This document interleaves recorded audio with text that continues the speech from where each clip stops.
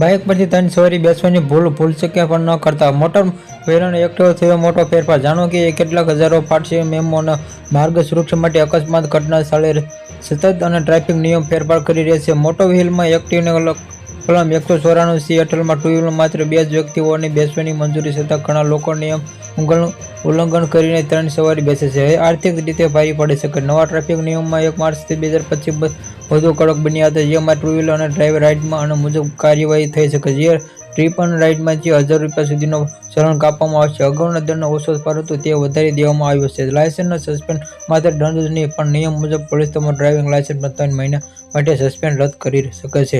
વારંવાર ભૂલ કરવા માટે જો ભૂલ ફરી કરો છો તો દંડની રકમ વધી શકે છે અને વાહન પણ જપ્ત કરવાની થઈ શકે છે. જો કે આ ટ્રિમલ રાઇડમાં ટ્રાફિકના પોલીસમાં કોઈ માત્ર દંડ વસૂલવા માટે નહીં, તમારી સુરક્ષા માટે પણ સંતુલન બગડવું અને ટુ વ્હીલર ડિઝાઇન વ્યક્તિના વજન મુજબ હોય છે કે ત્રીજી વ્યક્તિ બેસવાનું બેલેન્સ બગડે છે, જેનાથી અકસ્માત જોખમ વધી શકે છે. પેકિંગ વધુ મુજબ કારણ ઇમરજન્સી સાઇન બ્રેક મારવી મુશ્કેલ બની શકે. વ્હીલ બ્લોક થવાના પાછળ બેઠેલો મુસાફર, રાઇડર કે સાઇડ મિરર જોવા મળે કે વારંવાર લેવા માટે મુશ્કેલ પડે છે. જો આ ટ્રિપલ રાઇડમાં સાથે હેલ્મેટ પણ નથી પહેર્યા તો અને દંડ રકમ બમણી થઈ શકે છે. જે હેલ્મેટનો ₹1000, 3 મહિના માટે લાયસન્સ રદ અને લાયસન્સ વગર ચલાવતો 5000 સુધીનો દંડ.